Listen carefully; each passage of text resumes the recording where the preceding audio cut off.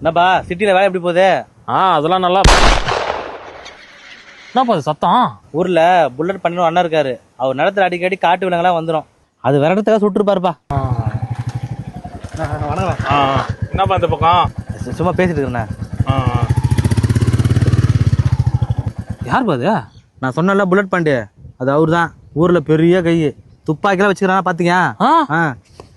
எங்கடா வர்ற? என்னப்பா அண்ணா, நீங்க துப்பாக்கி வச்சிருக்கீங்க? ஆமா. அதுக்கு லைசென்ஸ் வச்சிருக்கீங்களா? இல்ல. அண்ணா, லைசென்ஸ் இல்லாம துப்பாக்கி வச்சிருக்கு சட்டப்படி தப்புனா? ஆமா, தப்பு தான். இப்ப என்ன பண்ண சொல்றதுக்கு? போலீஸ்ல ஒப்படைச்சிருங்கண்ணா. எதுக்கு? கள்ள துப்பாக்கி வச்சிருன்னு என் மேல கேஸ் போடுவா? போப்பா அப்படி. ஆனா ஊர்ல உங்களை போலவே நிறைய பேர் லைசென்ஸ் இல்லாத துப்பாக்கி வச்சிருக்காங்க. அவங்க எல்லாம் மனம் மாறவும், வனப்பகுதியில் ஏற்படக்கூடிய குற்றங்களை தடுக்கவும் திருவண்ணாமலை வனத்துறை மற்றும் காவல்துறை இணைந்து கள்ள துப்பாக்கிகளை ஒழிப்போம், வனவிலங்குகளை காப்போம் அப்படின்னு ஒரு விழிப்புணர்வு பிரச்சாரம் பண்ணிட்டு இருக்காங்க.